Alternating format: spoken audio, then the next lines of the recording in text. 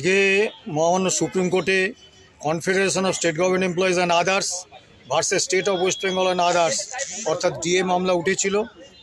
মাননীয় বিচারপতিদের পর্যবেক্ষণ দেখে এবং তাদের শব্দচয়ন, বডি ল্যাঙ্গুয়েজ দেখে আমাদের মনে হয়েছে আমরা অত্যন্ত আশান্বিত।